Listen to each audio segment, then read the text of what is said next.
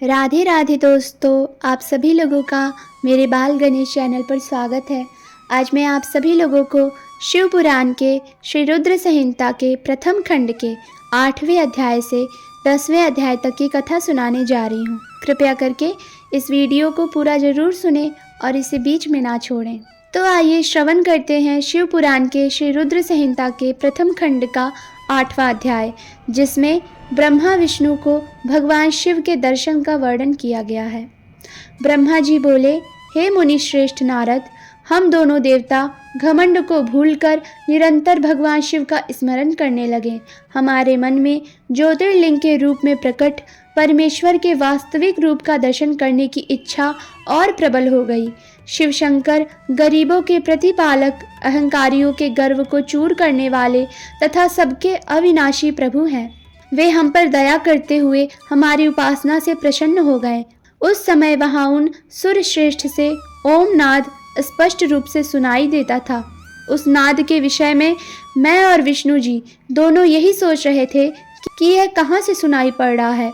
उन्होंने लिंग के दक्षिण भाग में सनातन आदि वर्ण अकार का दर्शन किया, उत्तर भाग में उकार का, मध्य भाग में मकार का और अंत में ओम नाद का साक्षात दर्शन एवं अनुभव किया। दक्षिण भाग में प्रकट हुए आकार का सूर्यमंडल के समान तेजोमय रूप देखकर जब उन्होंने उत्तर भाग में देखा तो वह अग्नि के समान दीप्तिशाली दिखाई दिया। तत्पश्चात ओम को देखा, जो सूर्य और चंद्रमंडल की भांति स्थित थे और जिनके शुरू एवं अंत का कुछ पता नहीं था, तथा सत्य, आनंद और अमृत स्वरूप पर ब्रह्म परायण ही दृष्टिगोचर हो रहा था। परंतु यह कहाँ से प्रकट हुआ है, इस अग्नि स्तंभ की उत्पत्ति कहाँ से हुई है, यह श्रीहरि सोचने लगे तथा इसकी परीक्षा लेने के संबंध में विचार करने लगे। तब श्री हरि ने भगवान शिव का चिंतन करते हुए वेद और शब्द के आवेश से युक्त हो अनुपम अग्नि स्तंभ के नीचे जाने का निर्णय लिया। मैं और विष्णु जी विश्वात्मा शिव का चिंतन कर रहे थे। तभी वहाँ एक ऋषि प्रकट हुए। उन्हीं ऋषि के द्वारा परमेश्वर विष्णु ने जाना कि शब्द ब्रह्ममय शरीर वाले परम लिंग के रूप में साक्षात पर ब्रह्म स्वरूप महादेव जी प्रकट हुए हैं। ये चिंता रहित रुद्र है। पर ब्रह्म परमात्मा शिव का वाचक प्रणव ही है। वह एक सत्य परम कारण, आनंद, अकृत, परात्पर और परम ब्रह्म है। प्रणव के पहले अक्षर अकार से जगत के बीज भूत अर्थात ब्रह्मा जी का बोध होता है। दूसरे अक्षर उकार से सभी के कारण श्री हरि विष्णु का बोध होता है। तीसरा अक्षर मकार से भगवान शिव का ज्ञान होता है। अकार सृष्टिकर्ता, उकार मोह में डालने वाला और मकार नित्य अनुग्रह करने वाला है। मकार अर्थात भगवान शिव बीजी अर्थात बीज के स्वामी हैं, तो अकार अर्थात ब्रह्मा जी बीज हैं। उकार अर्थात विष्णु जी योनि है। महेश्वर बीजी, बीज और योनि है। इन सभी को नाद कहा गया है। बीजी अपने बीज को अनेक रूपों में विभक्त करते हैं। बीजी भगवान शिव के लिंग से उकार रूप योनि में स्थापित होकर चारों तरफ ऊपर की ओर बढ़ने लगा। वह दिव्य अंड कई वर्षों तक जल में रहा। हजारों वर्ष के बाद भगवान शिव ने इस अंड को दो भागों में विभक्त कर दिया।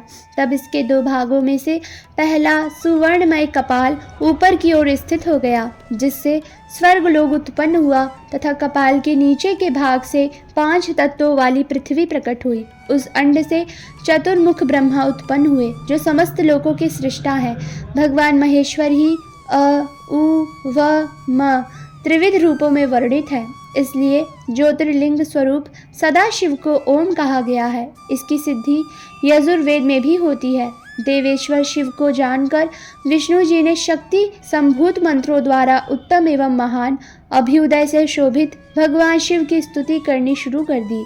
इसी समय मैंने और विश्वपालक भगवान विष्णु ने एक अद्भुत व सुंदर रूप देखा, जिसके 5 मुख, 10 भुजा, कपूर के समान गौरवर्ण, परम कांतिमय, अनेक आभूषणों से विभूषित, महान उदार, महावीर्यवान और महापुरुषों के लक्षणों से युक्त था और जिसके दर्शन पाकर मैं और विष्णु जी धन्य हो गए। तब परमेश्वर महादेव भगवान प्रसन्न होकर अपने दिव्यमय रूप में स्थित हो गए। आकार उनका मस्तक और आकार ललाट है। इकार दाहिना और ईकार बायां नेत्र है। उकार दाहिना और ऊकार बायां कान है। ऋकार दाया और रीकार बायां गाल है। रे लिंग उनकी नाक के छिद्र हैं। एकार और एकार उनके दोनों होठ हैं। ओकार और औकार उनकी दोनों दंत पंक्तियां हैं। और अह देवाधिदेव शिव के तालु हैं। क आदि 5 अक्षर उनके दाहिने 5 हाथ हैं और च आदि बाएं 5 हाथ हैं। ट और ट से शुरू 5 अक्षर उनके पैर हैं।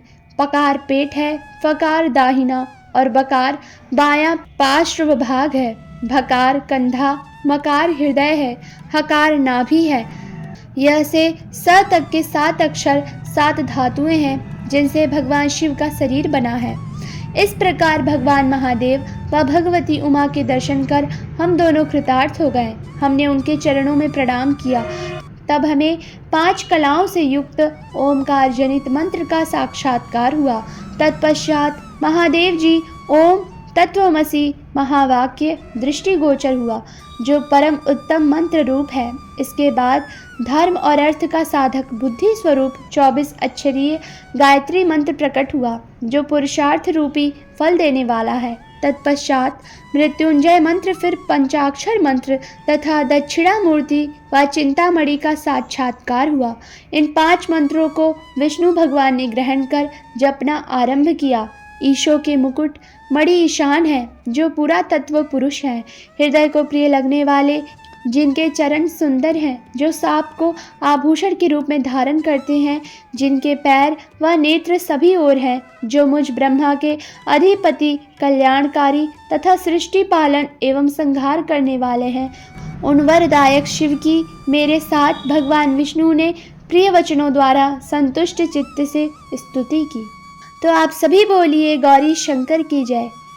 श्री रुद्र संहिता के प्रथम खंड का 9वां अध्याय, जिसमें देवी उमा एवं भगवान शिव का प्राकट्य एवं उपदेश देना वर्णन किया गया है। ब्रह्मा जी बोले, हे नारद, भगवान विष्णु द्वारा की गई अपनी स्तुति सुनकर कल्याणमय शिव बहुत प्रसन्न हुए और देवी उमा सहित वहां प्रकट हो गए। भगवान शिव के 5 मुख थे और हर मुख में 3-3 नेत्र थे। मस्तक में चंद्रमा, सिर पर जटा तथा संपूर्ण अंगों में विभूति लगा रखी थी। 10 भुजा वाले गले में नीलकंठ आभूषणों से विभूषित और माथे पर भस्म का त्रिपुंड लगाए थे। उनका यह रूप मन को मोहित करने वाला और परम आनंदमयी था। महादेव जी के साथ भगवती उमा ने भी हमें दर्शन दिए। उनको देखकर मैंने और विष्णु जी पुनः उनकी स्तुति करनी शुरू कर दी। तब पापों का नाश करने वाले तथा अपने भक्तों पर सदा कृपा दृष्टि रखने वाले महेश्वर ने मुझे और भगवान विष्णु को श्वास से वेद का उपदेश दिया। तत्पश्चात उन्होंने हमें गुप्त ज्ञान प्रदान किया। वेद का ज्ञान प्राप्त कर कृतार्थ हुए विष्णु जी और मैंने भगवान शिव और देवी के सामने अपने दोनों हाथ जोड़कर नमस्कार किया तथा प्रार्थना की। विष्णु जी ने पूछा, हे देव, आप किस प्रकार प्रसन्न होते हैं तथा किस प्रकार आपकी पूजा और ध्यान करना चाहिए? कृपया कर हमें इसके बारे में बताएं तथा सदुपदेश देकर धन्य करें। ब्रह्मा जी कहते हैं, हे नारद, इस प्रकार श्री हरि की यह बात सुनकर अत्यंत प्रसन्न हुए कृपानिधान शिव ने प्रीति पूर्वक यह बात कही। श्री शिव बोले, मैं तुम दोनों की भक्ति से बहुत प्रसन्न हूँ। मेरे इसी रूप का पूजन व चिंतन करना चाहिए। तुम दोनों महाबली हो। मेरे दाएं बाएं अंगों से तुम प्रकट हुए हो। लोक पिता ब्रह्मा मेरे दाहिने पार्श्व से और पालनहार विष्णु मेरे बाएं पार्श्व से प्रकट हुए हो।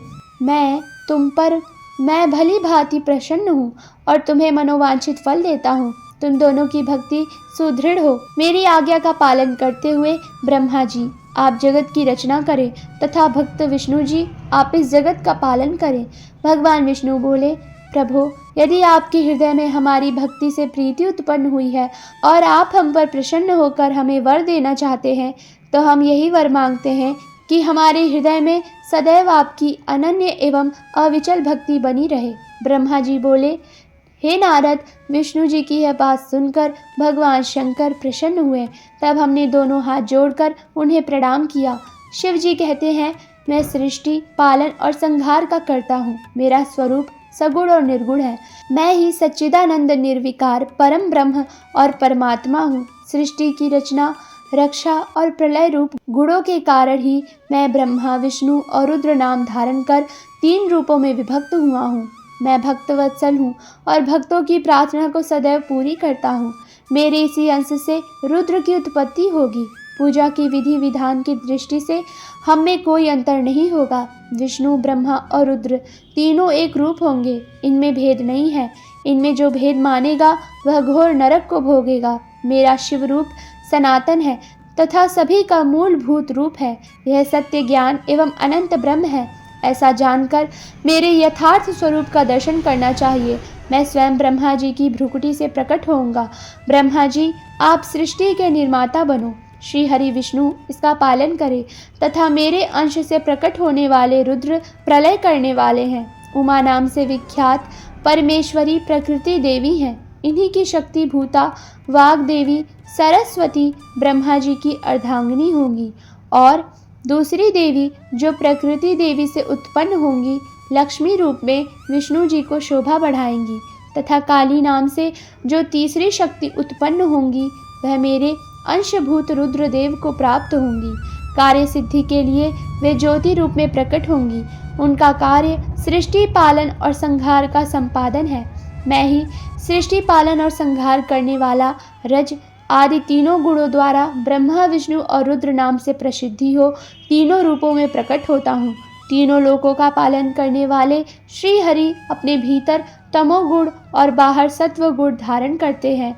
त्रिलोक का संहार करने वाले रुद्रदेव भीतर सत्व गुण और बाहर तमोगुण धारण करते हैं तथा त्रिभुवन की सृष्टि करने वाले ब्रह्मा जी बाहर और भीतर से रजोगुणी हैं। इस प्रकार ब्रह्मा, विष्णु तथा रुद्र तीनों देवताओं में गुण है तो शिव गुणातीत माने जाते हैं। हे विष्णु, तुम मेरी आज्ञा से सृष्टि का प्रसन्नता पूर्वक पालन करो। ऐसा करने से तुम तीनों लोकों में पूजनीय होगे। तो आप सभी बोलिए गौरी शंकर जी की जय हो। श्री रुद्र संहिता के प्रथम खंड का 10वां अध्याय, जिसमें श्री हरि को सृष्टि की रक्षा का भार एवं त्रिदेव को आयुर्बल देना वर्णन किया गया है। परमेश्वर शिव बोले, हे उत्तम व्रत का पालन करने वाले विष्णु, तुम सर्वदा सब लोकों में पूजनीय और मान्य होगे। ब्रह्मा जी के द्वारा रचे लोक में कोई दुख या संकट होने पर दुखों और संकटों का नाश करने के लिए तुम सदा तत्पर रहना। तुम अनेकों अवतार ग्रहण कर जीवों का कल्याण कर अपनी कीर्ति का विस्तार करोगे। मैं तुम्हारे कार्यों में तुम्हारी सहायता करूंगा और तुम्हारे शत्रुओं का नाश करूंगा। तुम में और रुद्र में कोई अंतर नहीं है। तुम एक दूसरे के पूरक हो। जो मनुष्य रुद्र का भक्त होकर तुम्हारी निंदा करेगा उसका पुण्य नष्ट हो जाएगा और उसे नरक भोगना पड़ेगा। मनुष्यों को तुम भोग और मोक्ष प्रदान करने वाले और उनके परम पूज्य देव होकर उनका निग्रह, अनुग्रह आदि करोगे। ऐसा कहकर भगवान शिव ने मेरा हाथ विष्णु जी के हाथ में देकर कहा, तुम संकट के समय सदा इनकी सहायता करना तथा सभी को भोग और मोक्ष प्रदान करना तथा सभी मनुष्यों की कामनाओं को पूरा करना। तुम्हारी शरण में आने वाले मनुष्य को मेरा आश्रय भी मिलेगा तथा हम में भेद करने वाला मनुष्य नरक में जाएगा। ब्रह्मा जी कहते हैं, हे देवर्षि नारद, भगवान शिव का यह वचन सुनकर मैंने और भगवान विष्णु ने महादेव जी को प्रणाम कर धीरे से कहा, हे करुणानिधि भगवान शंकर, मैं आपकी आज्ञा मानकर सब कार्य करूँगा। मेरा जो भक्त आपकी निंदा करेगा उसे आप नरक प्रदान करें। आपका भक्त मुझे अत्यंत प्रिय है। महादेव जी बोले, अब ब्रह्मा, विष्णु और रुद्र के आयुर्बल को सुनो। 4000 युग का ब्रह्मा का एक दिन होता है और 4000 युग की एक रात होती है। 30 दिन का एक महीना और 12 महीनों का एक वर्ष होता है। इस प्रकार के वर्ष प्रमाण से ब्रह्मा की 100 वर्ष की आयु होती है और ब्रह्मा का एक वर्ष विष्णु का एक दिन होता है। वह भी इसी प्रकार से 100 वर्ष जिएंगे तथा विष्णु का एक वर्ष रुद्र के एक दिन के बराबर होता है और वह भी इसी क्रम में 100 वर्ष तक स्थित रहेंगे। तब शिव के मुख से एक ऐसा श्वास प्रकट होता है जिसमें उनके 21,600 दिन और रात होते हैं उनके 6 बार सांस अंदर लेने और छोड़ने का एक पल और 8 घड़ी और 60 घड़ी का एक दिन होता है। उनके सांसों की कोई संख्या नहीं है, इसलिए वे अक्षय हैं। अतः तुम मेरी आज्ञा से सृष्टि का निर्माण करो। उनके वचनों को सुनकर विष्णु जी ने उन्हें प्रणाम करते हुए कहा कि आपकी आज्ञा मेरे लिए सिरोधार्य है। यह सुनकर भगवान शिव ने उन्हें आशीर्वाद दिया और अंतर्ध्यान हो गए। उसी समय से लिंग पूजा आरंभ हो गई। तो आप सभी बोलिए गौरी शंकर की जय, शिव पुराण की जय। तो ये रही शिव पुराण के श्री रुद्र संहिता के प्रथम खंड के 8वें अध्याय से लेकर 10वें अध्याय तक की कथा। अगर आपको हमारी ये वीडियो पसंद आई हो तो हमारी इस वीडियो को लाइक करें और इसे ज़्यादा से ज़्यादा शेयर करें और ऐसी भक्ति कथा कहानी सुनने के लिए हमारे चैनल को सब्सक्राइब करें और कमेंट सेक्शन में जय गौरी शंकर की लिखना ना भूलें। तब तक के लिए राधे राधे, जय श्री हरि।